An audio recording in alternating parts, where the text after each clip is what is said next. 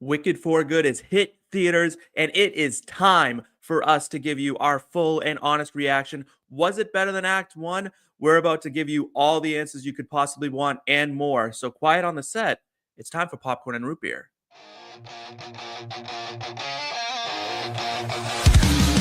Grab your popcorn, dim the lights. It's movie time.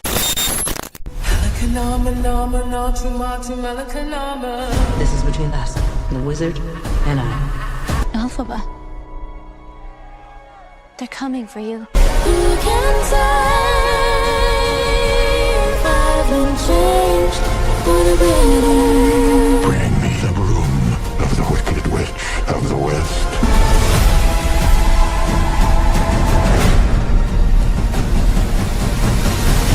I'm off to see the wizard.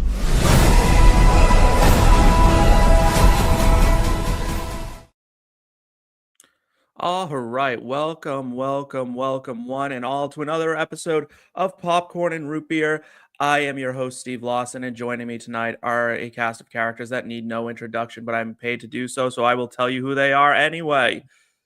On one side of me, on a side of your screen that I can never seem to remember, she weighs in at it's rude to ask, and it's rude of you to have assumed that I was going to answer that question. Trash Sandwiches, welcome. How are you? I am fantastic. How are you? Oh, I am thriving. I have. How many times have you seen Wicked for Good in theaters? Only once, but I have a funny story to tell about my theater going experience. So, well, excited after the theater going experience. I am excited to hear it. I'm sure our listeners are as well. On the other side of me, he hails from the land of bears, Blackhawks, smaller bears, and pretty plain socks, if you ask me. Illinois' boy, Jake Parry, what's going on? Oh, I'm living the dream. I'm out here dealing with conjunctivitis, COVID. I got it all, but I'm here. I feel pretty wicked right now. Yeah, but you powered through, and you came here with us to give our full reactions to Wicked for Good. To all our listeners, both live and maybe in the recordings, welcome. Hello, how are you? If you're new here, please consider subscribing to the channel. We are here to give you anything and everything you could possibly want in terms of entertainment. At least the three of us are. If you're a fantasy football fan, a golf fan, a NASCAR fan, maybe even a WWE fan, if I'm feeling frisky, we have shows for that too. So we got everything you want. It's everything in between here at In Between Media, as we like to say. Guys, I think it's time for us to give the viewers our unbiased opinion, but please like, subscribe, share, and in the comments, we're going to get to the categories in this episode. We're going to give out a lot of awards. We want you to be a part of the conversation, so please consider commenting throughout. We are happy to talk to you and take on your questions, answer like our takes. And as we name categories, if you are creative and have an idea for a category that maybe we don't cover, drop it in the comments because we may end up using it in another show. And I'll happily shout you out and do that whole thing too. I may even use it in this show, and I will let it slide for banners if it's good enough. There you go. There you go. So Trash is letting the rules break. So let's talk real quick about Wicked for Good, because right now it has made $275 million domestically, just about $122 million internationally, for a total of $397.4 million worldwide. That is a huge number for 2 weeks in. Rotten Tomatoes, it's sitting at 67% on the tomato meter, which is way lower than all three of us thought it would be. But it is sitting at 94 on the popcorn meter. So audiences are raving about For Good. Would you two say you would rave about For Good? Yeah. Yeah. Zero questions asked. Just yes. I think this was an excellent movie, and the burning question people want to know, and this is what we're paid to do. Do we prefer part 1 or part 2? Which is the better movie? Trash, kick us off. Ooh, you had to start with me. I did. It's part 1.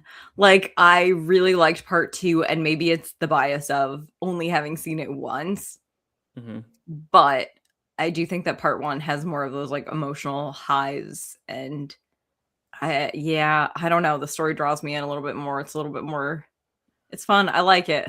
I know that there's more in part 2, but there's a lot of, I guess, like not quite plot holes, but it just feels like part 2 has more questions than it does answers in a way that part 1 you're like, I don't expect there to be answers, but it doesn't need to have answers. I don't know. Right. Okay. Anyway. We'll accept that for now. We'll get more into that. Jake, but I really liked it. Yeah, I'm in a weird spot because I think part 1 was a better viewing experience, but I think part 2 is a better movie, if that makes sense. It makes a lot of sense. Like, I think if you just released Wicked for Good, say the Wicked story was never a thing, you just released this as a movie, it would have been a great movie. Whereas if you just release part 1 without the context, I don't think it has that same grab to it. No. Okay. So here's what I would say, right? And I think this is something that happens. It's well known and well documented that part 2 of act 2 of the play is much less enjoyed than part 1, or act 1, I should say. I think song-wise, it's part 1, right? Song-wise, the bops are bopping, right? Like, it's start to finish. Like, outside of Dear Old Shiz and Sentimental Man, you are just it's no skips. I'm gonna die on my hot take that the overall baseline of music is better in part 2. The highs are higher in part 1. That's what I'm saying. But it's the highs lows are higher. are It is lower. bops, right? Like, I think if you're sitting there and you're driving in your car, you're going to listen to part 1 more than you're going to listen to part 2. Agreed. They're just more fun to listen to. Plot-wise, it's much more intriguing in part 2, I think. Like, I think the plot itself is like, it's darker. But that's the thing is, we took a play that it is a plot, right? Like, of a single play and split it into 2 movies. And so for part 2, I think what a lot of people were feeling, where they're like, why didn't it live up? Why didn't it feel the same? It's because Act 2 is essentially the all is lost moment for most of it. It runs for less than an hour on Broadway. Like, in the stage show, Act 2 is less than an hour long. And it is that, after Defying Gravity, it is that crashing down to earth. And it's leading to, spoilers ahead, by the way, everybody who's listening to this. If you haven't seen Wicked for Good or haven't seen Wicked on stage, don't turn us off, but like, just blah, blah, blah, blah. You know what I mean? Bookmark it for later. Bookmark it for later and subscribe and share it. It's a dark part of the play. It's sad. It's heartbreaking, and it's meant to be, right? And I was listening to the music today I was driving to an appointment, and I was listening to Couldn't Be Happier. And it's funny because then my boyfriend was mentioning, he's like, oh man, I wanted more out of that. So, like, it feels like it's something missing. I'm like, that's the point, is just like for Glinda, right? Like, there's so many moments like that where, like, for Glinda, it rings hollow, and a lot of the songs are about them ringing hollow. I will say, spoiler alerts for my feelings on this movie, it does have what I think is the greatest musical moment in movie history. I do think No Good Deed is the single greatest start to finish musical scene you will ever get. And I think I am ready to say it. I think I'm ready to say it now that Cynthia Erivo is the greatest vocalist we have had in our lifetime. I can't really argue it. I think maybe in terms of conveying emotion, like, I think there's better pure singers.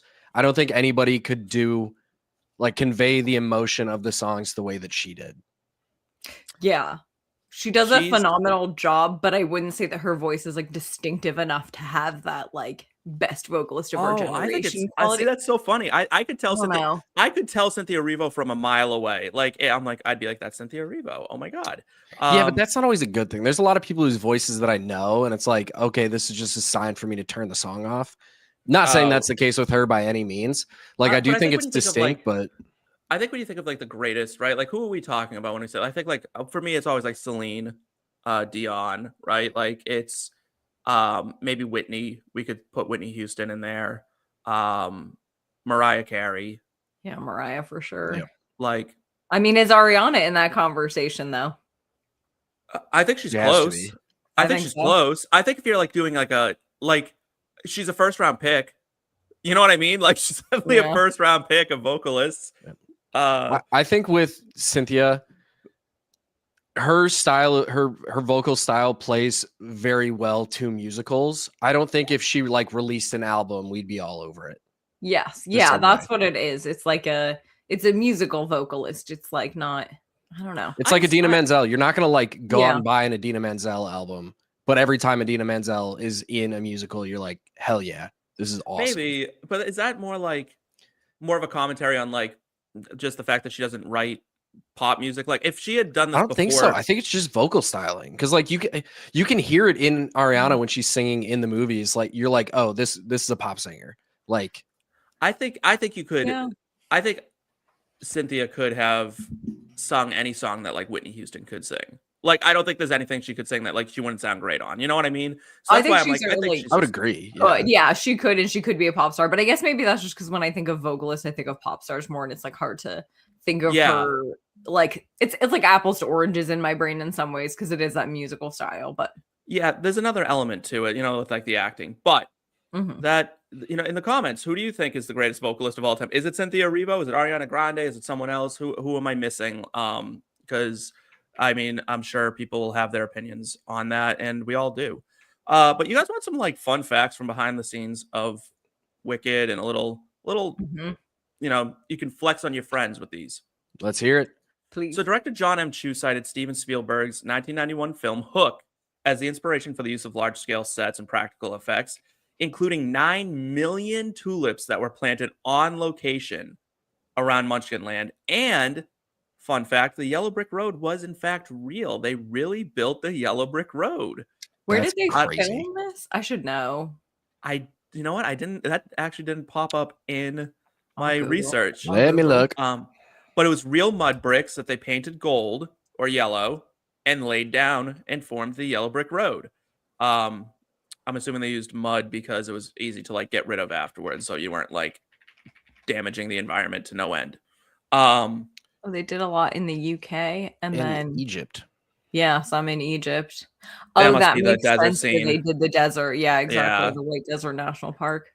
Yeah. So the song vocals were recorded live on set at the insistence of Cynthia Erivo and Ariana Grande, which is just absolute queen behavior. According to costume designer Paul Tazewell, Glinda's purplish blue dress, which she first wears in Thank Goodness, is an homage to both Billy Burke's pink Glinda gown from The Wizard of Oz and the blue dress worn by Glinda on the stage version. Fun fact, though, the silhouette of the dress that Ariana Grande's Glinda wears is identical to the one from the 1939 film.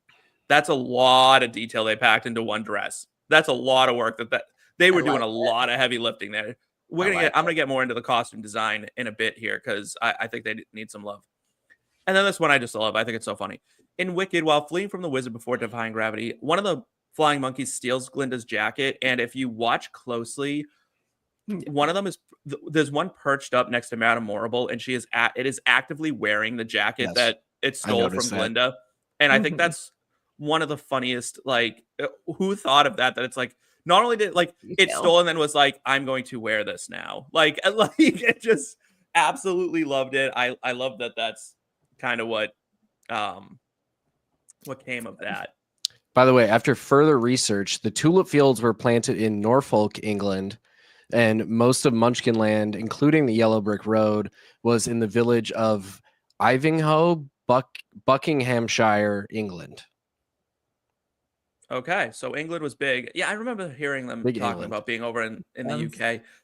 Like, yeah, it's so funny because I was just talking to my friend about this, and I'm like, movies aren't like, because it's like, oh, actors live in LA, you got to be in LA because that's where they film. And it's like, you really don't see movies made in LA anymore. Like, LA is kind of lost. Filming. Like now it's like Atlanta or the UK or Canada. A lot of times people are in like Vancouver. I know Vancouver is like a hot spot for the film industry. So it's really kind of interesting. So we're going to get on to the categories. It's time for us to move on and give out some awards and some love. And like I said, guys, if you're listening to this or watching this, or as long as you're not driving, and even if you're a good driver, or you're in like one of those self-driving cars now, like you sit in the back seat, they drive you all over the place. What are they called?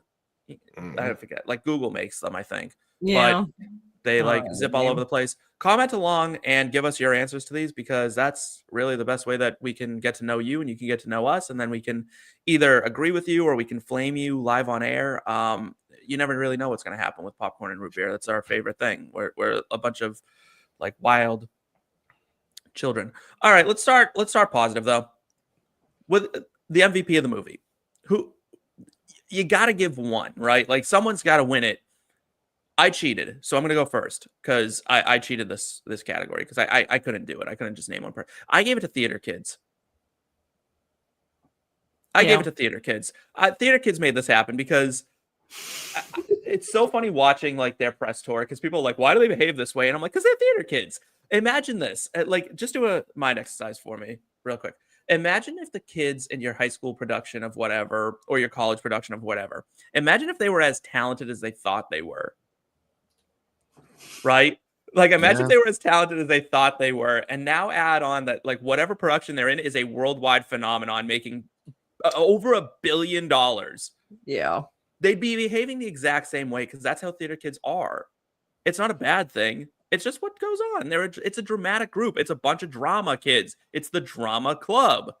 No, you're not wrong. And there's some like bonding that happens, some deep bonding, and especially with the leads and like you'll never find two people more trauma bonded in this world than people who have suffered through Tech Week, and I have suffered through a Tech Week or two in my time. Theater Kids, relax. It's not that bad. Don't kill me. You're acting, right? Like it's a musical. You should know your lines and your steps by then. You better fucking know your shit by then. Yeah. For the text, I think that's where the struggle is, right? Like the actors always wear it. They're like Tech Week, but I'm like, we didn't change anything we did. The techs have to figure out that like how everything's working. Is the sets moving? Are the wheels working? Are the effects working? The lights, the music. You wearing? Right. Your costume, is that working? Like, changes because that's what I did. Tech costumes and like, no, I was trauma bonding of Tech Week anyway. Yeah, I would never do the background stuff. I was always I was on the stage. I liked my easy role. You know what I mean? I loved it. Yeah. But you know what, Trash? As a techie, who's the MVP of this movie? The MVP of this movie, in my opinion, and I also kind of cheated it because it's not a who, it is more of a what. It is the whole like for good and the door scene that they improvised. If you didn't know that behind the scene fact, I'm sure you both did. That all of that is just like that beautiful. I cried. It was I cried a lot during this movie. Yeah, this movie was a sob fest. It was hard to get through. Well, think of it, right? Like you're watching For Good, and if you're sitting there with like your person, right? Like, and you're just sitting there like imagining what it would feel like to have to go like say goodbye to them in that way. It's very emotional. Oh, imagine it for me too. That was the first day that I was like feeling sick, and I'm like laying in the theater, like in the fetal position. And I'm like watching this movie with my wife next to me, and she feels bad that I don't feel good, and I'm crying. She feels bad that I'm crying. Just added to the feels even more. So you went through it. I went through it. I saw this movie alone because I don't really live near movie theaters, and I was traveling, so I was like, "Oh, I'll take advantage of this and go out." I've seen it twice now. My boyfriend and I went on Monday before the release, which thank you Fandango for that. And then I went again with his family over the Thanksgiving break, and had a lot of old people asking me a lot of really annoying questions. Of course. And yeah, Jake, who's the MVP of this movie before I go off on this tangent? Yeah, I'm not gonna lie to you. I repeated my MVP from part one. It's casting directors Bernard Telsey and Tiffany Canfield. Like even with the backlash that Michelle Yeoh is currently getting online, where everyone's so mad about her casting. Other than her. Yeah, like she's the worst cast role in the movie, and it's still very, very well done. I don't know if you saw about a week ago, there was an article, I think it was in People, where basically they were told, like the casting directors were told Jonathan Bailey couldn't do the movie. And they basically said, no, he can. Like they were like, we're not taking no for an answer. We are going to find a way to get Jonathan Bailey in this film. Phenomenal choice. Everybody in the film is cast like perfectly. And was it a schedule thing that he couldn't go? Yeah, it was a scheduling conflict, I believe. Let me open the article from People. It you know what? And the world thanks them for that because that is Like everyone who's like piling on Michelle Yeoh, like, yeah, she's not a great singer and like whatever, it's fine. Like, are there better options? Sure. But acting wise, she crushes it. I thought she did a great job as Madame Horrible. She had me convinced that she was in fact pretty evil. Here's a question I have for you guys as we're talking about Madame Horrible. Is she the true villain over the wizard? 100%. Mm-hmm. Doesn't it seem like a little bit like she kind of controls the wizard as this movie goes on? Mm-hmm. Yes. She is the Wicked Witch. She's always been pulling the strings, I think. Yeah. She's always been the one with magic. Yeah, I have more questions about Madame Horrible coming up in the rapid fires, but we'll park that.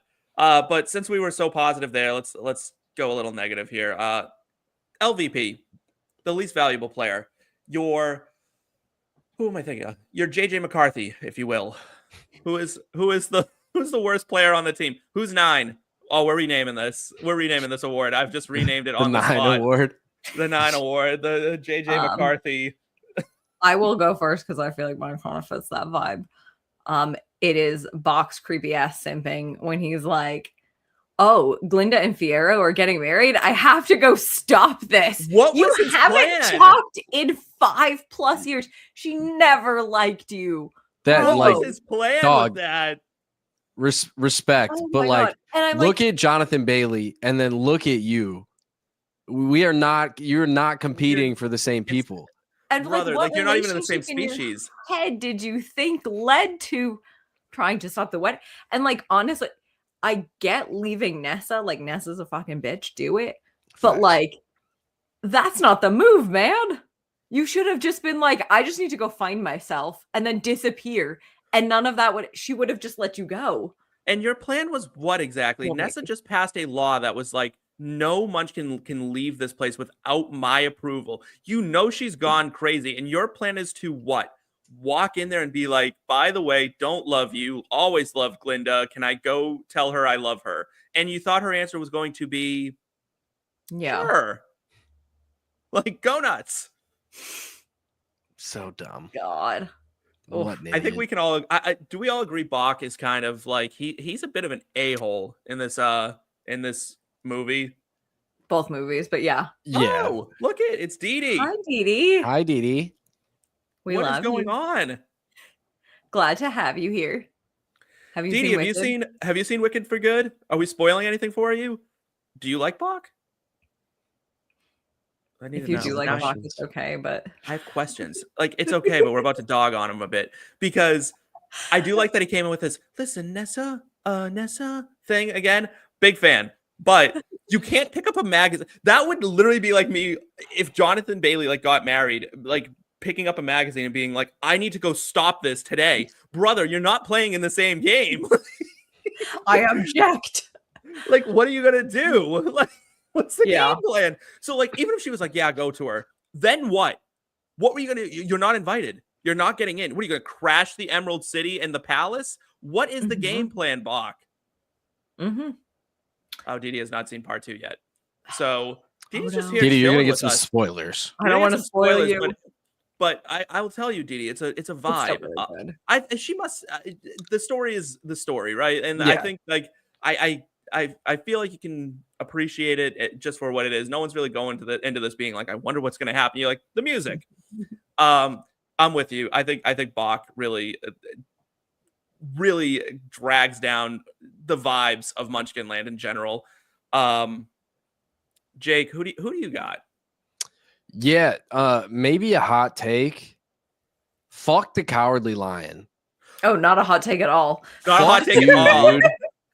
like your ass, you got saved from a cage. It's not her fault that you're like. They were like, what did after Bach turns into the Tin Man, he says something. He's like, if she wouldn't have saved his life when he was younger, he wouldn't be a wimp.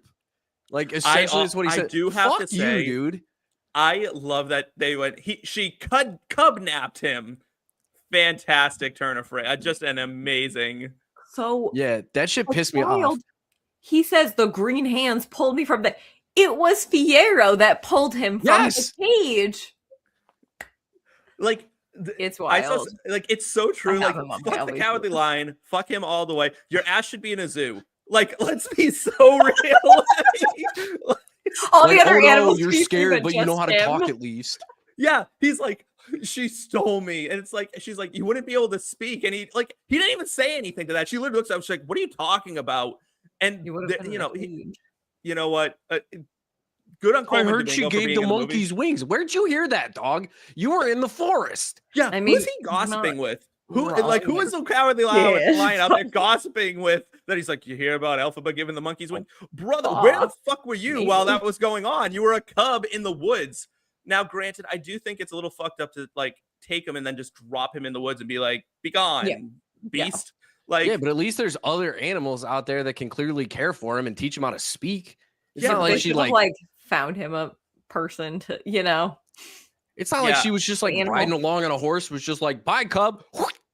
Yeah, no, it's you know who I saw people on the internet turn on and I was really shocked at, but like leave it to the internet to do it. Dulcibert got a lot of hate. No.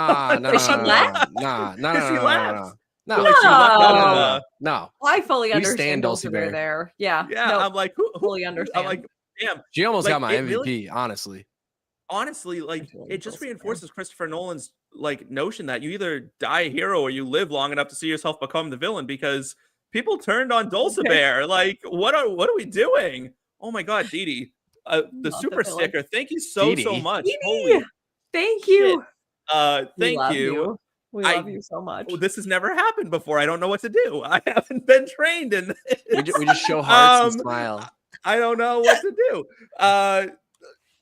Didi, please come back. You don't have to pay to come back. Just come back and hang out with us more often, because like the vibes are always impeccable with you, and you just bring everything to the table. I'm just you're the MVP of this episode if you want an MVP award. True. Like we're gonna rename the MVP award the Didi Award. The Didi Award.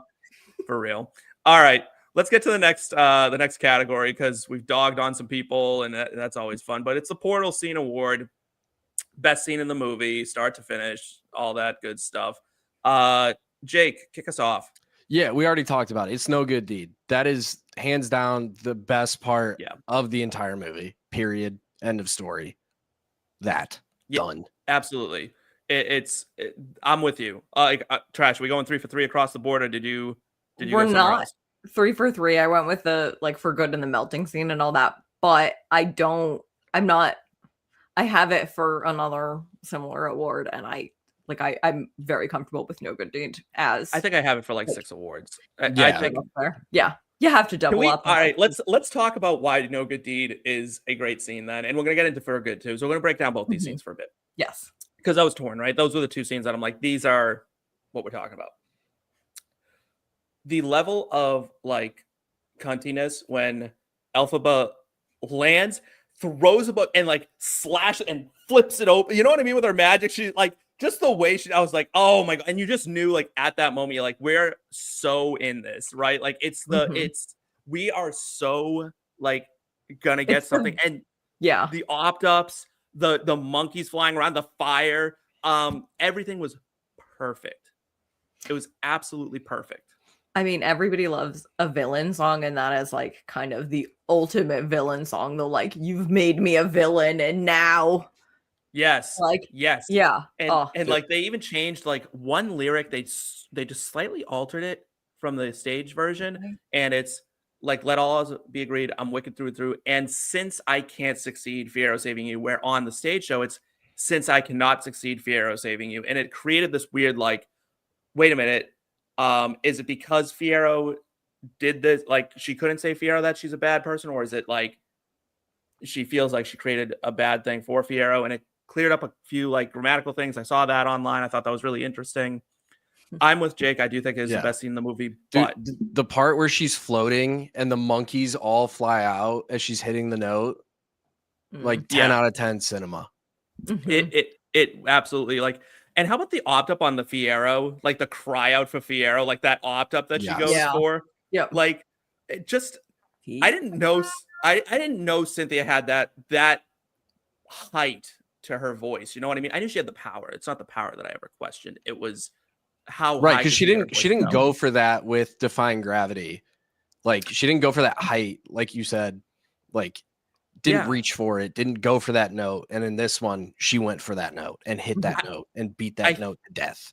I think after listening to that song again, I think it's safe to say that if I was like in an alternate universe, I was an Elphaba, right, on a Broadway thing, I think No Good Deed would be the song you're most looking forward to, start to finish. Because Defying Gravity, until that end, is pretty slow. It builds for a long time, where No Good Deed kind of comes right in. Like, you're like, I'm mad. Like, you're doing your whole, you know what I mean? Like, you're going. My wife gave me such a weird look when I knew that. How do you not know that? My wife doesn't know anything. I've been doing it every, like, I cook, like, when I'm cooking at home, like, once the steam starts on, like, whatever food I'm making, I'm, like, doing the whole, like, I'm just, like, casting over, like, my food. It's just, it's a whole thing. It's the greatest musical moment in movie history. I have said it at the top of the show, and I stand by it. That is my opinion of this, is that it's so good. But let's talk about For Good too, because Trash, I think you have a legitimate, like, point to make here, where, like, that could be, like, as far as emotion goes, where you're just like, it's crushing. Yeah, it's crushing. And then, like, having the whole fight scene with, like, when Dorothy and Co come in and just, like, getting that through, and, like, a little bit of Glinda's perspective, and, like, the whole time I just was sitting there like, no. And, like, you know it's gonna happen, but like, yeah, because, like, we all seen the stage, and, like, even, like, it was just so hard to, like, it's the part where she puts her in, like, the closet thing, and she goes, everything's gonna be fine, and I just like, I was totally like, I was gone. Like, a good everything's gonna be fine when the protagonist knows, like, everything is in fact not going to be fine, may be the most, like, tried and true way to get people to cry in cinema, like, just knife to the heart kind of deal of all time. It's the easiest, quickest way to get me to, like, just start crying in the theater. But it starts even before that. Like, there's so, like, the song is so beautiful, so well crafted, and these two, like, you could feel it. You could feel that this was, like, a moment for them, that they're like, you know, I don't know when in the filming they necessarily filmed For Good, but I do know that the first two songs that they ever filmed for Wicked, this was kind of wild, was Girl in the Bubble and Popular. Weird, right? That far out of order. Popular I get, but Girl in the Bubble, like, that's yeah, the second class. Yeah. Interesting. Also, like, that's really tough, right? Yeah. Those are two very diametrically opposed songs. See, I would have thought it would have been, like, I Couldn't Be Happier and blanking. Of course, I'm blanking on it now. From the first movie, where, like, it's all the same scene. Yeah. Like, it's her there with the bubble, and no one mourns the wicked. Yeah, I thought that would have. I don't understand why movies don't just shoot in chronological order. I know some do, and it's always, like, a big deal when directors do that. They're like, "Do you know they shot in chronological order?" I'm like, doesn't that make the most sense? Like, to just do that so you can build the emotion the right way. Like, I don't know. That always. I feel like at least, chronologically by location makes sense. Yeah, like, go to one location. I don't know. Yeah, because I get, and I also, like, it is kind of strange to me that they filmed 1 and 2 simultaneously in a way, and that's where I'm like, I guess maybe not fully chronologically, but it feels weird going from, like, such an opening, like, scene setting song to the close. It's odd. Like, it's odd. Maybe explain some things to me. So, all right, real quick, we're just gonna brush through the Defying Gravity Award for the Crank the Volume. I Have No Good Deed. No Good Deed. Yep, it's the best song in the entire show, I think, at this point. Because I will say, like, it's the Defying Gravity Award because the last, like, 35 seconds of Defying Gravity or minute of Defying Gravity is the best musical moment ever. But, like, start to finish, No Good Deed is just more entertaining. Yes. I've had it on repeat. I'm sure Spotify Wrapped will next year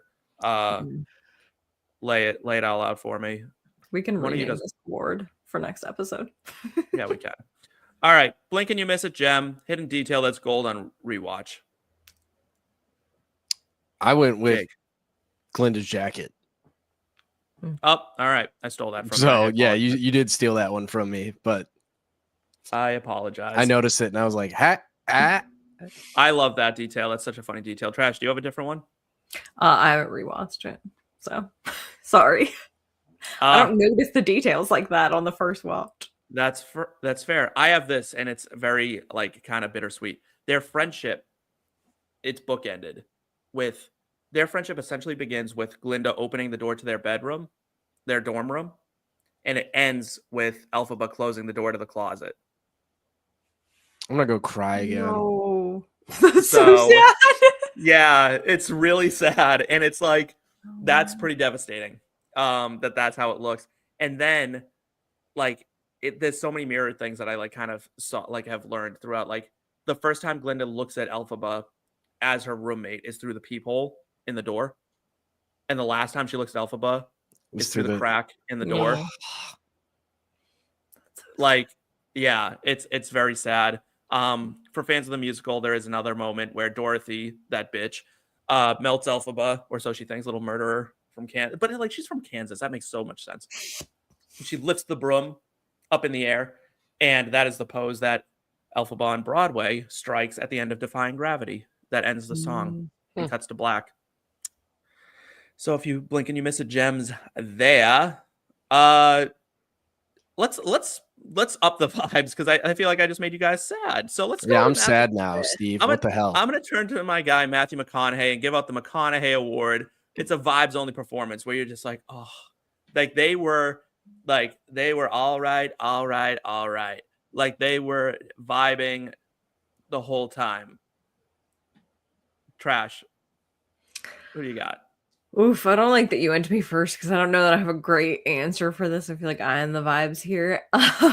But I'll start if you want. I can start. I can give I can give a little pick. My little pick is like, I think the Wizard, I didn't like him so much in the first one. I think there's something about him in this one that, like, he's a fucking monster, obviously, but he had so much more to do. At certain times, he does have that vibe that's like, yeah. I gave it to Jeff Goldblum as well, where he was just like, it seemed like just he was having so much fun. Dee Dee, thank you so much. We are a bunch of ADHD sufferers here, and so we will always find as many details and stupid things as we can and go off on our tangents. But I do think Jeff Goldblum is a vibe. As a matter of fact, this award almost could be renamed the Jeff Goldblum Award, where someone is just vibing an entire movie, because he's Jeff Goldblum. You know what I mean? Like, he's always Jeff Goldblum. He's a great actor. You're getting what you get with Jeff Goldblum, right? Like, he's always going to add his. He's going to add his little flair, and it's. I think it makes every movie he's in better. So that's my hot take on that. Jake, who do you got? Who gave the vibes? Yeah, so I went a different route with it this time. I actually went with Dulcibert when she's like, I know you'll keep fighting because I know you. Like, yeah, that was good. Set the vibe of like what you were going to get for the rest of the movie. Like that was, instead of like bringing the vibes, Dulcibert set the vibes with that line. And I was like, yeah, I'm fully in again. Let's go. I think there's an argument to be made that Fierro brought vibes to this movie, because he essentially tells off Glinda, has sex, and then dies, which I think is an incredible little arc for him to go on. Not wrong. Wild. Like, he really goes for it this movie. I think that's a great arc for him. I do think the Wizard is probably the best bet, because he is pounding those elixirs the entire movie. Oh, like, he's not sober once. Not for 1 second. All he does is pound those things back. Just absolutely tanked. Kind of tasty. They were in that green little Now I gotta Google this. They probably taste like sour green apple. At least they do in my imagination. It was probably just water, right? It was in a green bottle. He says it's heavily implied to be absinthe. Green elixir. It is heavily implied to be absinthe, but like, yes, that is kind of the idea. Because absinthe is always rumored to cause hallucinogenic effects I have not drank much absinthe in my life. I do not really like the taste of alcohol, and absinthe tastes like death. So it's pretty much like drinking jet fuel. It's gross. There's actually on the Wicked fandom wiki page, it says the elixir is actually green mouthwash. Ew. That would be disgusting, and I don't think you're supposed to swallow mouthwash. My guess is that's probably more for the stage show, just like as like filler for it. They're probably instead not of actually buying a green bottle. They put instead of buying a green bottle. Yeah, it's probably way cheaper to get a clear bottle and you get a $3 bottle of green mouthwash. The show has made like $3 billion. They can afford a little like prop green bottle. I'll buy it for them. Super cheap. I can buy them on bulk. All right, just one Oscar. Who gets it? Jake. Elphaba. Cynthia Erivo. It's time. It's time. Let's have a little conversation. Is it time for her to complete the EGOT? Yes. Yes. Is it a year late? Did she deserve it last year? Yes, but I think if she got it last year, they would have just been like, well, is she going to get it again this year? You know, like. Well, I think the issue is, right, like, I think she needs to win it this year because she got snubbed last year, where they were like, no, she'll probably just win it next year. And let's be real, like, I've watched a lot of movies this year. No one's really standing out as like, I'm like, oh yeah, they should win Best Actress over Cynthia Erivo. Like, also, what does the Best Actress mean? It's who embodies the character so well that you're like, yes, I believe that you are them. It's her. Yeah, and Honora was good. I loved Mikey Madsen in Honora. Cynthia Erivo in Wicked, like, transcends Honora. Yeah, in every way. It was an infuriating snub, I thought, last year, and it just felt like she's too young to get the EGOT. The Academy does that sometimes too. Oh, shit. Like, it's so annoying. It drives me crazy. If you guys are giving it, it could have been like, this might be a fluke. Let's give it to her next year. I would give it to Cynthia, but I could also go costumes. Yeah. Yeah. Especially the Elphaba sex frock. I am a huge fan of whatever was going on with that. I think that's amazing. That she just had this ugly like coat. Yeah. That she's like, let me slip into something more sultry in my treehouse. And like went wild. And whoever wrote the line, like, for the first time, I feel like wicked. I'm like, oh man, the gays really won that scene. Because a lesbian and a gay man hooked up. I'm like, and I've never seen such sexual chemistry in my life. And neither are attracted to one another in reality, which is just an insane thing to me. Yeah, big fan of that. I will say, to your just one Oscar for the costumes did win the Oscar for Wicked. Costume design. Yeah. Yeah. And I got that bet, actually. Haha. You did. Nice. Way to land it. Way to land it. Thank you. I'd bet on them again, yeah. I think that's a safe pick. There you go. Are you going with Cynthia again? I am going with Cynthia again. I also would give one to Ariana. I know we can't do two, but yeah, I think they both should win. I think they both need to win. I think Ariana was way better in this movie than she was in part one. She had more to do. She had more depth. Yeah, she had more depth. Yeah. All right, you guys ready to get into some of our weirder categories, weirder awards? Let's do it. All right. Is this movie better with Matthew McConaughey, Jeremy Irons, Adam Sandler, or Scarlett Johansson? We go with McConaughey as the Wizard. Oh, bumping out Goldblum for another vibey actor. Yeah, I kind of had that on my short list too. I could see it. Okay. All right. I'd see Jeremy Irons doing a lion again, Cowardly Lion. Oh yes, reprise almost as Scar goes from Scar to the Cowardly Lion. Adam Sandler as the Wizard is kind of hilarious. Also, is that who he can sing though? Like Adam Sandler, can, he's got pipes. Like he's got, and it's actually a very funny cut. And like he could have gotten an Oscar had he done that. And that's a classic Adam Sandler move. He could have. Yeah, he could have. Like why? Like you know what? Maybe it would have been good. See, I went with Scarlett Johansson as Madame Morrible. Yeah, I could see that. Interesting. Yeah. Okay. She's got great singer. I know she's about their age, but like you kind of just have to accept that like that would be the one thing you'd have to just accept that it's a young Madame Morrible. Yeah. I was gonna say, is it bad that I could kind of see her as Nessa? Oh, she'd be a good Nessa. She'd be like outside of the fact that I think they were trying to, have the representation. Right.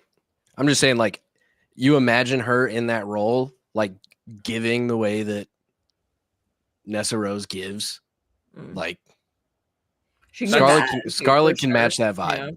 Yeah. That's absolutely fair. That is 1,000% fair. That kind of leads me to my next one. Then is that your choice for the what?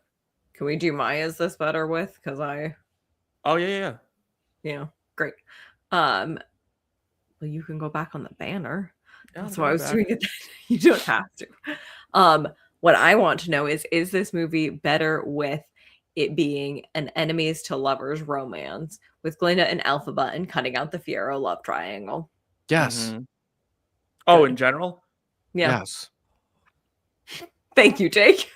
When we get to one of our awards later, I'm giving this to the same people I gave it to last time, which will very clearly lean where I'm leaning in this movie. Yeah, no, I know where you're going with that, and I agree with you. But is it better without Fiyero being the love interest? Yeah, I can get behind that. Can he still become the Scarecrow when we get a whole new good deeds? Oh yeah.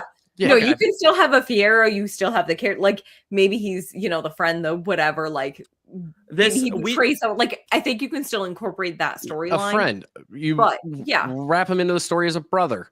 There's a million ways to do this. I think we touched on this last time when we talked about part one, that if this movie was made today, or if this show was created today, this is absolutely a sapphic romance. Like 100%, it's so queer coded, it's not even funny. It absolutely is better. It's just this one even more so. I'm like, I just needed it. I needed it. I low-key thought we were gonna get it for a minute. There were times during For Good when they got real close. I'm like, when they're especially when they're doing like the flashback scene, she's like whispering in her ear, I'm like, just cuss her. Yeah, it was. It was so cute, and then they go into the poster, and yeah, it was cute. Do you have any other flex categories, Trash? I feel like maybe later, but I can't remember. All right, let's roll the Thackery Binx Role Recast Award in honor of the man who played Thackery Binx as a person, and then in Hocus Pocus, the people decide he filmed the whole movie and voiced that cat, and then they went, no, that's not the voice we want, and recast him, but kept him as a human. That's insane. That's an insane loss to take. That's a hard L. Recast one of the roles. Go ahead, Trash. You're cringing. It is Madame Morrible. It is Michelle Yeoh. That's going to be across the board. Yeah, I know. And I'm now I'm blanking on her name. The woman that you said last time who played Barbara Howard. And once you said that, yes, once you said that, I just can't unsee it. And I'm like, we could have had that. And amazing. I'm still dying on Tilda Swinton for Madame Morrible. She would have been amazing too. Mm-hmm. She would have been amazing too. All right, that was a quick, easy moment. La La Land, Dream Sequence Visual Spectacle Award that puts you right into the world, transports you from our world right into theirs, and just puts you right there, right in the Emerald City with me. That's my Jeff Goldblum. Good. I thought it was pretty good. I knew what you were doing. Like everyone knew what I was doing. I don't know where it came from, but it happened. I got when they were laying the bricks of the Yellow Brick Road. Mm-hmm. With those big rhino looking things. Yes. Same. Yep. Yeah. That was a better intro scene than I know you gave this award to the intro scene from part one, but this was a better intro scene. Oh. That should have been your Hot Take Hall of Fame award. In terms of like getting you into just going off of like how you described it last time, where it's like it gets you into it. Like that put me into the movie better than the flyover shot, the kids running through the tulips. Yeah. A flying monkey busts through a window after the witch is announced dead, and it flies over a rainbow, and that didn't put you in the movie when 9 million tulips were planted by some farmer in buttfuck England? Nope. Didn't do it. Rhinos. Bunch of rhinos and some bricks. That's what I need. That's such a Midwestern way of life. Yeah, I was going to say that's probably the most Midwest coded answer I've given on this entire series. Ever. And we'll probably, it's like, oh, no, all that fantasy crap. No. But when they laid those bricks, man. To be fair, if you want to talk about the fantasy crap, when I talk about offensive linemen in football, that's pretty Midwest coded too. Oh, yeah, that's pretty Midwest coded. Trash, what put you in the movie? I did have also like that opening sequence too, and it's partially the yellow brick road. It's partially the scene where they go through Oz, and I like asked you to find this movie poster for and it's I feel crazy that I can't find it, but it's like they did that shot where they're going through the streets of Oz, and they have I know, and they have like the poster of Glinda the Good and the Wicked Witch of the West, and it's like so visually stunning, and like just from amazing. That I gasped. Oh, it's amazing. I wish. Here's a question. It's probably unanswerable. How big is Oz? Because like all right, population wise? No, I mean land wise. Because there's a moment where Glinda's like, just face it, she doesn't want to be found.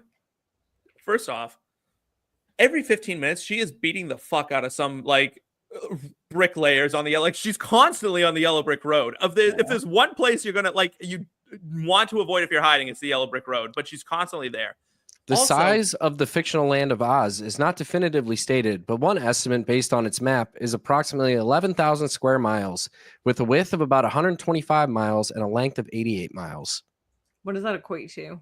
Wait, say those numbers again. 125 miles wide and 88 miles long. That's the size of Vermont. Roughly. Actually, I think so. I think it's like 200 by 50, but like that's got to be similar-ish in the end. It's kind of crazy. Square mileage. Like, but in this movie, this is not a huge land. You know what I mean? Like, think of it like it's like she doesn't want to be found. Thank you, Dee Dee, popping up with the 11,000 square miles. She was Thanks, doing the Dee Dee. research. Yeah, it's roughly about the same size. It's this like roughly the same, almost identically same total area as all of Hawaii or Massachusetts. Okay, so a little bigger, but yeah, cool. But in the movie, right, like they're constantly like you can see other things, like you can see the Emerald City from Munchkin Land, and I'm like she doesn't want to be found. I'm like, if you just kind of go at any time of day, you probably see her zipping somewhere that she's flying to. You're like, oh, there she goes. If you just look to the western sky, yeah, she tells you where to find her. Like she sings it. You care.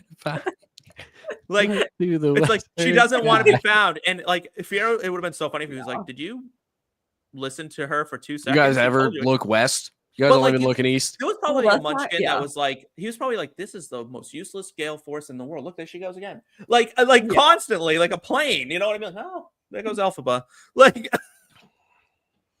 I don't know. I just feel like they could have found her a lot easier. I don't think because it just seemed like a very small area that if you kind of just looked on occasion up in the air or at the yellow brick road, you'd find her. I think there's a lot of like pockets because it seems like the Kokomo or whatever it's called castle is like way pocket, like Berkshire's if you will, versus like Boston and the Cape maybe. So I have to pull it up again, but it's basically split into like 4 countries. Yeah, because there's like the Winky Land and the Munchkin Land, and it's all stupid. Love Winky. I love that name. It's so stupid. Winky Country. Winky Country. Yeah. Jake. Winky, Quadling, Gillikin, and Munchkin. We never hear anything about Quadling or Gillikin. With the Emerald City at the center. All right. I gotta ask you guys, if you had the opportunity to be the wizard, would you?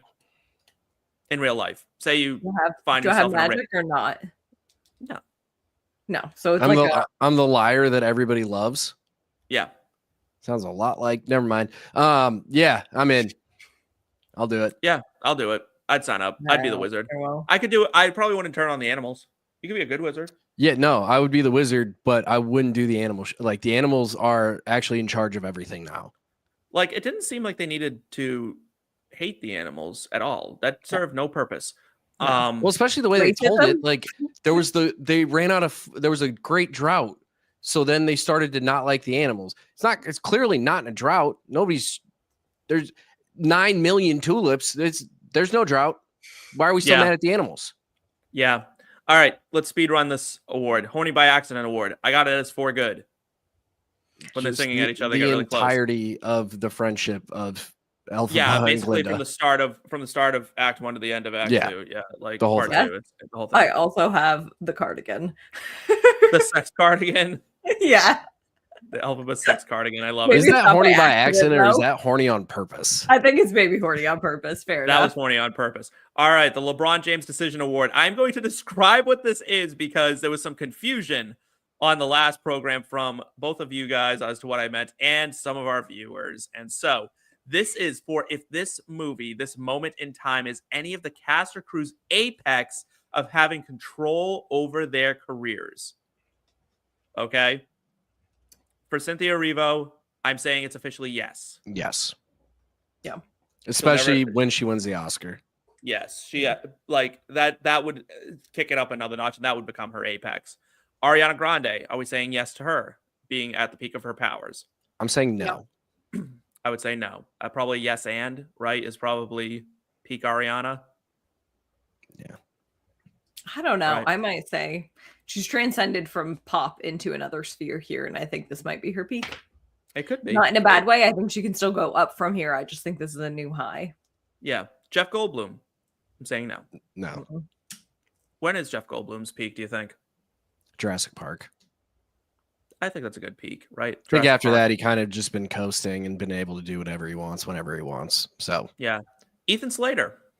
Yeah. Do you think it's after this one, or do you think part 1 kind of he was a little bit more beloved at that point because he was dating Ariana?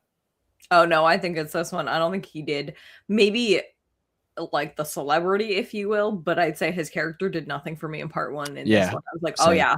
Yeah, I'm saying though his celebrity, like his personal life, is he more in control of his career now or after part 1 where he had people liked him after part 1? Yeah, I think now. Fair with Ariana. I think it's better now. I got it. I have to ask. It's my job. Yeah. All right, we're introducing a new award. We actually have a few awards that we're introducing here today because a few awards will be named after this movie. The Jon M. Chu Award. It's not a good one.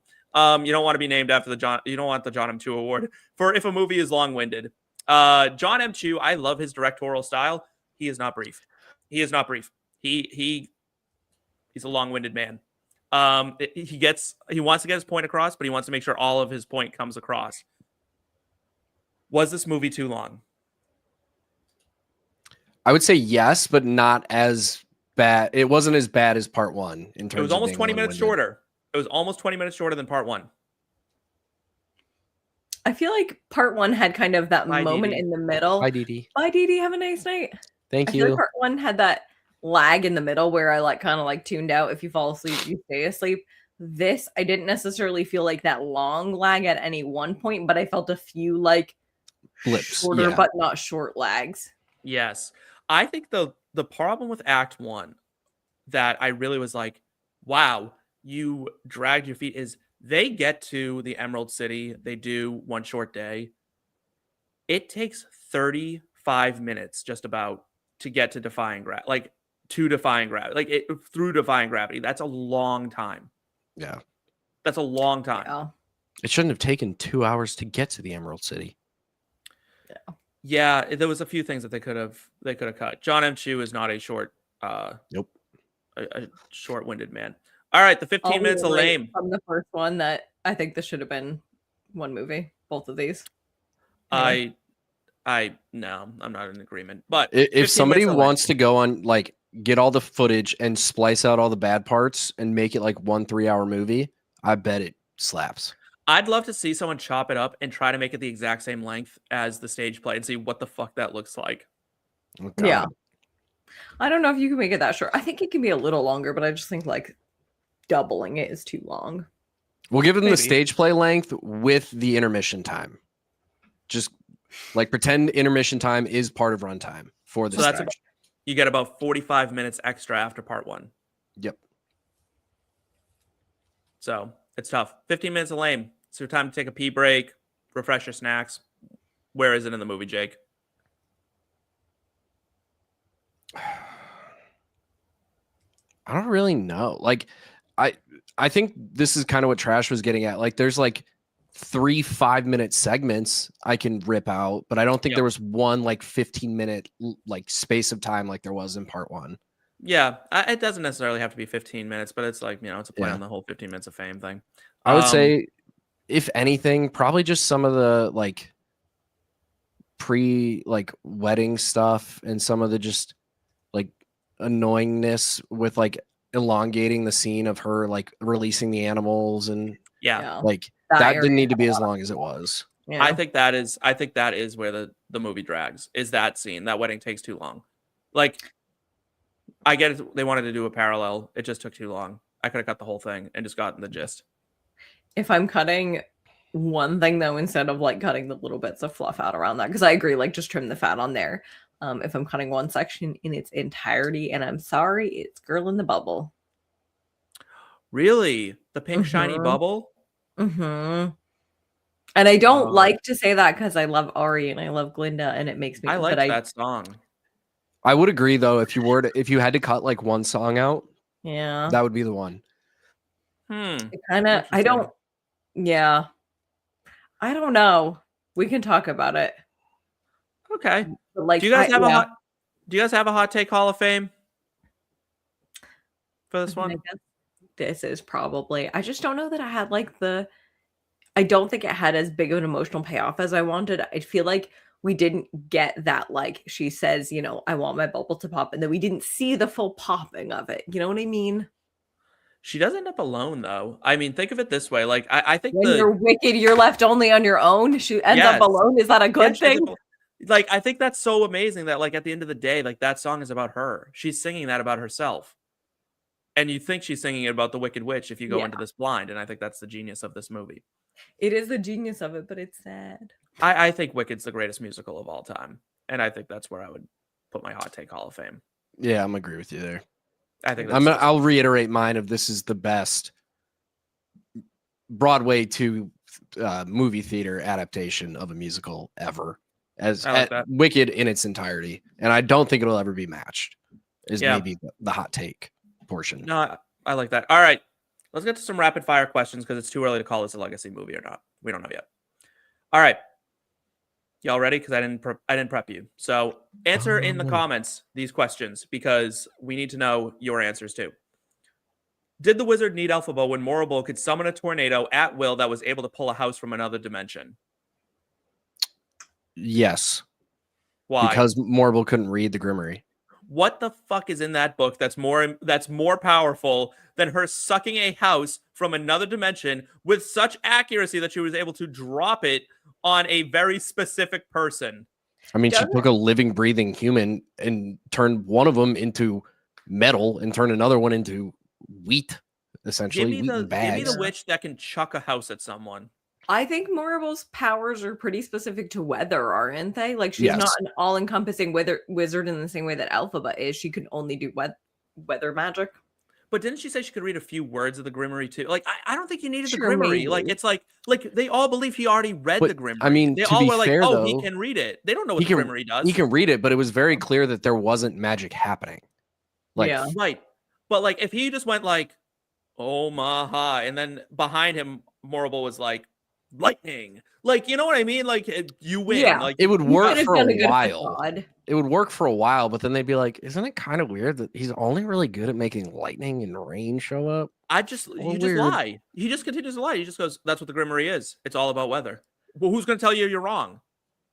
Yeah, he could have, but I don't know that does Oz exist in another dimension, or is it our world? Because I've always watched The Wizard of Oz, and I'm like, are they implying that Oz just sits like on top of us, like it just kind of floats there? Like, because I never understood, because the house goes up and then falls on.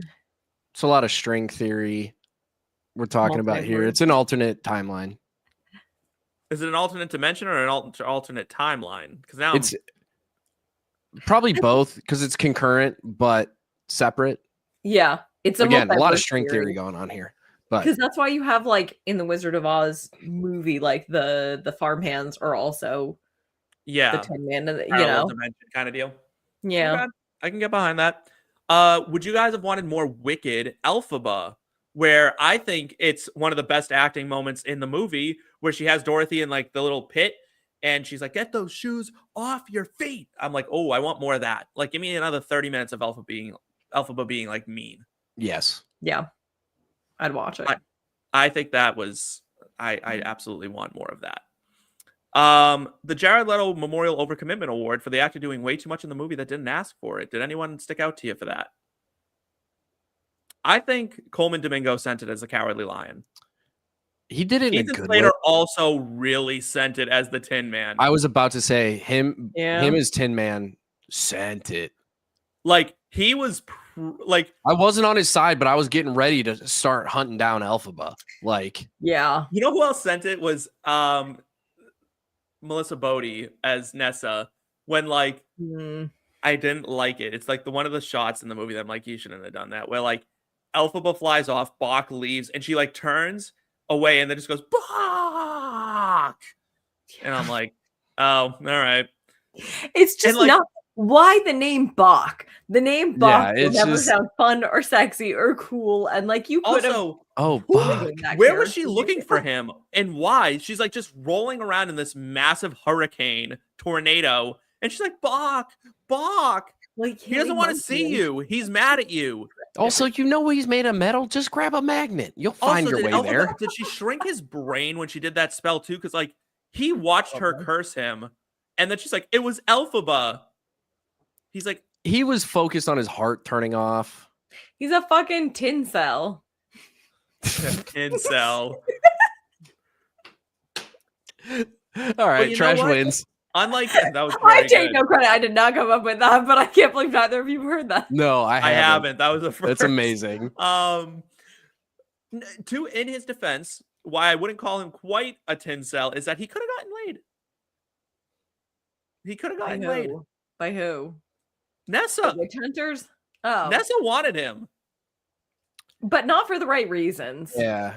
But that's not what we're talking about. He thinks he wants a heart. I think he's an idiot. He watched her curse him, and then his heart stopped working, and all of a sudden he comes back to life, and she's like, it was Elphaba. And he's like, okay, I'm going to go find her now. Like, wouldn't you have been like, all right, real quick, hatchet to you, and now I'll go find Elphaba? Yeah. Is it like she's dead from the house, got to, next closest thing I can get is her sister, so I'm going to go kill her sister now. Well, he was mad at her and then like left. I'm telling you, I'm at least putting my axe handle through the spokes of her wheels. Like, see how you like that? Yeah. Is this movie for the girlies, the gays, or the straights? Gays. It's for the gays. Yeah, it's so for the gays. Is this a good movie to lose your virginity to? I said yes last time. I'm saying yes again this time. It's absolutely as long as you're mine. You go for it. The sexy cardigan. Yeah. If you're gonna do it, it has to be part two. I was gonna say I was not in agreement for the first one. I will agree with you for this one. You could definitely lose it to this one. This is definitely the one you could lose it to. I'm there. Prop you'd want from set. The house. Give me the sex cardigan. I can't fit the house in my apartment, so I like that. Do you have enough room in your backyard? Nope. Another house? Just want it. Okay. Team house. No, Team house. That's a joking answer. I'm taking the shoes. The shoes would be really cool. The shoes are very cool. Whole point of the movie. The broomstick. Wait, sorry. The stupidest answer just popped into my head, which is the funnel on top of Bach's head. I thought that too. I'm like, oh, what about like Bach's hat? I'd like that. The bucket. I think the bucket would be cool. The bucket would be cool. The hat is iconic. I still think I'm going to go with the broomstick. I'm going to keep my answer from part one, but I love what they did with that broomstick too. I like that it's like a cool designed broomstick. Mm-hmm. Right. Like there was other ones that got brought out throughout the film and they just weren't what hers were. Like it's one of the green bottles. Oh yeah. Fill it with mouthwash. Yeah. I think that'd be neat too. There's a few props I would take from set. I definitely still do the wand, Ariana's wand. I definitely do the bubble. I like that too. I'd love the bubble machine. That would be really fun. Sick. Has to have the technology included. How fast does that thing move? If Oz is the size of Vermont, no, of Massachusetts, and she's zipping around in that thing like all over the place. How fast is that thing like haul assing across Oz in a bubble? Dude, there's no Boston traffic. No, but like it's not like it's like an impenetrable bubble. I mean, it's still got to be a couple hundred miles an hour. Like you are haul assing. A bird flies into you in that thing, and you are tanking. You're off it. Like you're falling to your death. I think that bird is down, not you. But no, but like imagine because it pops the bubble. If you take a bird like straight to the forehead as you're like surfing via bubble, does anything pop the bubble, or is it only her wand? No, anything does because she popped it. She popped it with her hand. She popped it with her finger. That's true. But is it only her that pops the bubble? No, Marble popped it at one magic. point. Yeah, it's just a bubble. Like I'm like, I guess I'm like that's so impractical. Because then what if like a little bug hits her while she's flying? Like that's what I'm saying. The whole like time. the slightest. I feel like it's got to be thicker than I don't think a bug's popping it. A bird, you got to watch out. It didn't seem very safe, and it was going like it had to have been going 300 miles an hour. Like that thing's flying like an airplane to get her where she needs to go. So can we just talk about how she had that technology and the wizard was just using a standard hot air balloon? Again, did he really need Matter Morable if people could invent that bubble machine? Also, who invented it? Yeah, I was gonna say, didn't he invent it? Isn't he an inventor? Don't you think that would have gotten around Oz? That they're like, hey, by the way, Glinda doesn't really fly. No one's keeping that secret. Right, because you can see the mechanics on the back. Well, not only that, but someone built it. It's like the Batcave, right? It's like a huge plot hole with the Batcave. Like, who the fuck built that? Like people who got paid. People got paid so many millions of dollars from the Wayne family that. No, but like, have you ever seen like the Family Guy skit where it's like Stewie's in like the Batcave and he's like, "How did you find my lair?" He's like, "Batman. People worked on this. Like, they have families. They talked." And he's like, "No, but I told them it was for like a dig site." He's like, Batman. They built a Lazy Susan for your nuclear car. Yes, like, something people are going to talk about. I just feel like no one can keep secrets in real life, right? Like we all know this. No. Everyone tells. It's like don't tell anybody, but you tell like your significant other or your like best friend. You got a little bubble. Yeah, you got a bubble. It's like if you tell me something, you know my wife is hearing it. Right, right. Like, yeah. All right. Yeah. Would adding Steven Tyler make this a better movie? Yes. No. I'm dying on the hill of it. Yes. He belongs in Oz. I think he should have been the guy that's like, no one mourns the wicked. That would have been fun. Okay, cameo. I can give him like a Munchkin cameo, but I want him like in the reenactment from the first one. I want that to happen all the time. Where like they do the reenactment with Idina Menzel and Kristen Chenoweth. Like I want Steven Tyler in that, but I want it everywhere. Yeah, I like that. All right, we normally do a recast, but we just recast this like 2 weeks ago. If you want to know how we recast it, go back. Check it out. It's like 2 weeks ago. We could use more views on it, so we can keep doing this. I'll link it. So instead, place new original songs or move the original songs that already exist. Somewhere else in the movie, you can give a new original song to someone else, but there's two original songs that have to go somewhere. Where are you putting them? I think Fiyero needed one. I think Fiyero needed one after he became the Scarecrow. Ooh, that, or if you did like instead of I couldn't be happier, Fiyero goes off and does his own thing where he sings like I could be happier. That could be cool. I think you do a riff on Dancing Through Life because he says life's more painless for the brainless. Yeah. And you do a riff on that. He needs a callback. Because it also kind of bothers me that like they get the musical numbers in The Wizard of Oz, like the Scarecrow and the Tin Man. Well, the other two actually do get like the Cowardly Lion does his little moment. The Tin Man gets a song. That's true. Kind of deal. And then Fiyero really doesn't get anything. And I think that's a missed opportunity. Yeah. If we're going that route too, when the animals are leaving, they should have like the animals as a whole should have gotten a song. Marching out of something or other. And then I think I would give Elphaba a different song right before she gets melted. No, I think it needs to be the duet right before that for the emotional payoff. Like probably, maybe, yeah. I think I'd only give one. I'd just do Fiyero. Fiyero needed one. And I don't know which one. I actually am probably in the minority where I think No Place Like Home is a little bit weaker than Girl in the Bubble. Story-wise. I like No Place Like Home. Definitely the opposite. I like it all. Don't get me wrong. I think No Place Like Home is a fun callback to The Wizard of Oz in a way that I think gives the little fan service, Yeah. I think that's what it felt like, though. It felt a little too fan servicey for me, for like where I thought Girl in the Bubble really fit the movie, where it fit what she was going through. I guess it fit what other people was going through too. I'll never forgive the lion for cutting off the high note at the end of that song. No, you're not wrong. Bitch. Like, fuck the lion. Yeah. All right. And finally, it's time to give it a grade out of 10. Jake. I'm going to go with a 9.3. All right. I gave it an 8.7. I was going to say 7.5, but now I feel really low. Everyone's scale's different. Everyone's scale is different. Yeah. 7.5, 8.7, 9.3.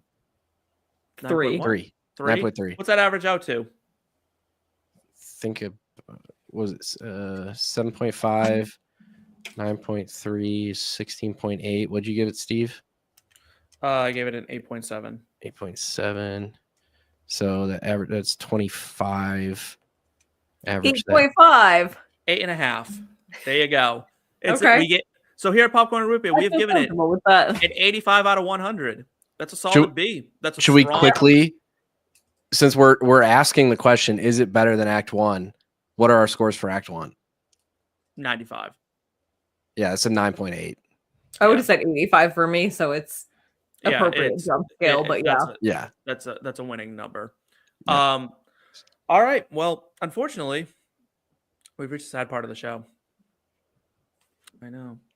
Oh, you got something else? I never told my sad. It's actually very apropos. I never told my sad movie viewing story. Oh no! Now you got to tell it. Like, It's fully appropriate in the sad part. Anyway, so I said I saw this while I was like out somewhere. So in Vermont, there are 3 Taco Bells in the entire. Actually, there's only 3 Taco Bells in the state. Anyway, I was out of state actually. At the 4th Taco Bell right outside the border. Regardless, it's a Taco Bell KFC combo. I was very excited. Love those. I was on my way home from Wicked. I was hype. I was singing it. I was like, oh, I'm going to get my Taco Bell KFC. I'm eating my Taco Bell KFC. But I ordered my food. I get home to the hotel that I was staying at, like half an hour away from this. I only had my KFC. I did not have my Taco Bell. I almost cried. It was devastating. Like I'd be almost ruined the night. Oh. Yeah. And this is why I don't trust drive-thrus. It wasn't a drive-through. That's even worse. That one they give you 2 separate bags and they don't tell you. That's really annoying that they do that. I'm sorry that you suffered like that, but now we've officially reached the sad part of the show. It's time for us to say goodbye. To everyone who's watched it, Dee Dee especially, thank you. Yes. Much love. To all of you who are watching this recorded, hi. How are you? Sorry we couldn't see you live, but it's nice of you to join us now. If you enjoyed this, if you stuck around with us for this hour and 17, almost 18 minutes, you might as well drop a sub. We clearly entertained you. If you liked this episode, give it a thumbs up. Give us a subscribe, a share, tell your friends about us. If you hated this show, subscribe. Give it a thumbs down. Not a thumbs down, thumbs up. You know what? Don't give it anything. But subscribe. Come back and tell us how bad we are. All press is good press here on Popcorn and Root Beer. Please subscribe to the whole channel. Please support Trash Sandwiches and Jake Parry. Their Twitter handles are there underneath their faces. They're beautiful and in some cases pink-eyed faces. We had so much fun talking with you. That is a wrap for us, everybody. Until next time, have fun and drop your favorite movies in the comments. We'll see you next time. Take care.